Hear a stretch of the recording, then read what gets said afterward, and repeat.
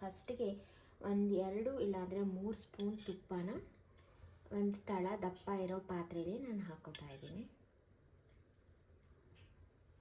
3 ಇಲ್ಲಾಂದರೆ 4 ಸ್ಪೂನ್ ತುಪ್ಪ ಅಷ್ಟು ಹಾಕೋಬೇಕು. ತುಪ್ಪ ಹಾಕಿದಷ್ಟು ರುಚಿ ತುಂಬ ಚೆನ್ನಾಗಿರುತ್ತೆ. ಈ ತುಪ್ಪ ಒಂದು ಸ್ವಲ್ಪ ಬಿಸಿ ಆಗಲಿ. ತುಪ್ಪ ಬಿಸಿ ಆಗಿದೆ. ತುಪ್ಪ ಬಿಸಿ ಆದಮೇಲೆ ನಾನು ಡ್ರೈ ಫ್ರೂಟ್ಸ್ನ ಹಾಕೋತಾ ಇದ್ದೀನಿ. ಇಲ್ಲಿ ಗೋಡಂಬಿ ಮತ್ತು ದ್ರಾಕ್ಷಿ ತೊಗೊಂಡೆ ನಾನೀಗ ಫ್ರೈ ಮಾಡ್ಕೋತಾ ಇದ್ದೀನಿ ಗೋಡಂಬಿ ಮತ್ತು ದ್ರಾಕ್ಷಿನ.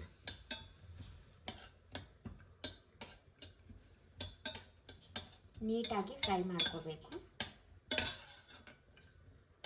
ಗೊತ್ತಾಗುತ್ತೆ ಗೋಡಂಬಿ ಈ ಥರ ಕಲರ್ ಚೇಂಜ್ ಆಗ್ತಾ ಇರುತ್ತೆ, ಅಲ್ಲಿ ತನಕ ನಾವು ಫ್ರೈ ಮಾಡ್ಕೋಬೇಕು.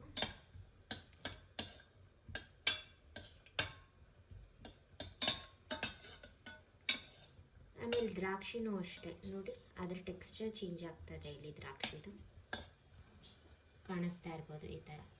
ಯೂಶ್ವಲಿ ಎಲ್ಲರಿಗೂ ಗೊತ್ತಿರುತ್ತೆ ಡ್ರೈ ಫ್ರೂಟ್ಸ್ನ ಹೇಗೆ ರೋಸ್ಟ್ ಮಾಡಬೇಕು ಅಂತ. ಸೇಮ್ ಪ್ರೊಸೀಜರ್, ಇಲ್ಲೇನು ಎಕ್ಸ್ಟ್ರಾ ಪ್ರೊಸೀಜರ್ ನಾವು ಮಾಡ್ತಾ ಇಲ್ಲ.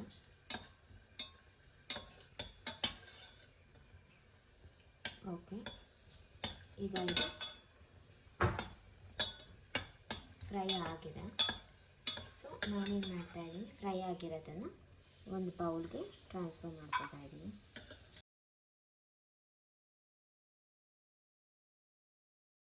ಓಕೆ, ಈಗ ಅದೇ ತುಪ್ಪಕ್ಕೆ ನಾನು ತುರಿದಿಟ್ಕೊಂಡಿರುವಂಥ ಕ್ಯಾರೆಟ್ನ ಹಾಕ್ತಾಯಿದ್ದೀನಿ.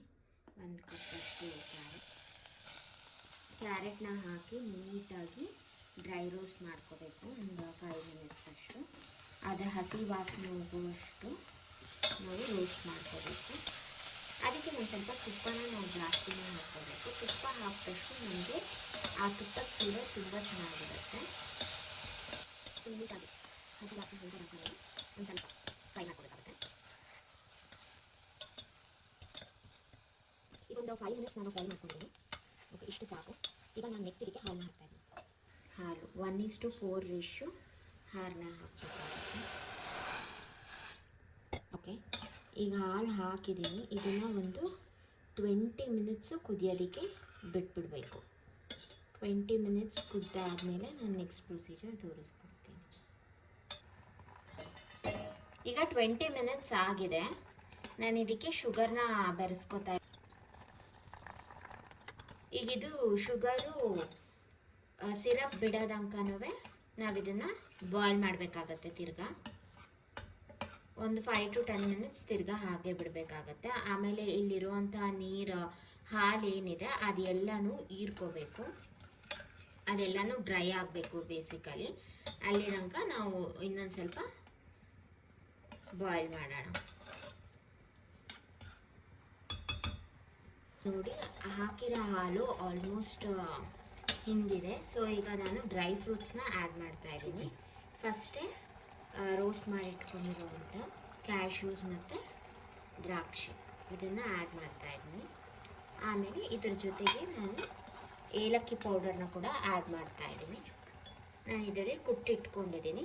ಜೊತೆಗೆ ಸಿಪ್ಪೆನೂ ಹಾಕ್ತಾ ಇದ್ದೀನಿ. ಸಿಪ್ಪೆ ಹಾಕಿದ್ರೆ ಅದು ಕೂಡ ಒಂಥರ ಫ್ಲೇವರ್ ಕೊಡುತ್ತೆ, ಚೆನ್ನಾಗಿರುತ್ತೆ. ಈಗ ಇದನ್ನು ಹಾಕಿ ಮಿಕ್ಸ್ ಮಾಡ್ಕೊತಾ ಇದ್ದೀನಿ. ಇದರ ಜೊತೆಗೆ ನಾನು ಇನ್ನೂ 1-2 ಸ್ಪೂನ್ ತುಪ್ಪನ ಹಾಕ್ತಾ ಇದ್ದೀನಿ. ತುಪ್ಪನ ಹಾಕಿದಷ್ಟು ತುಂಬ ಟೇಸ್ಟಿಯಾಗಿರುತ್ತೆ ಸ್ವೀಟು. 2 ಸ್ಪೂನ್ ತುಪ್ಪ ಹಾಕ್ತಾ ಇದ್ದೀನಿ.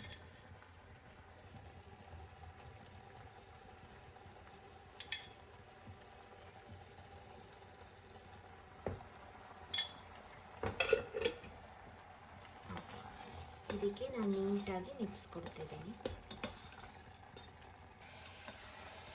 ಹಲ್ವಾ ಈಗ ರೆಡಿ ಆಗಿದೆ. ನಾವು ಫುಲ್ ಹಾಕಿದಂಥ ಹಾಲೆಲ್ಲನೂ ಫುಲ್ ಹಿಂಗಿದೆ.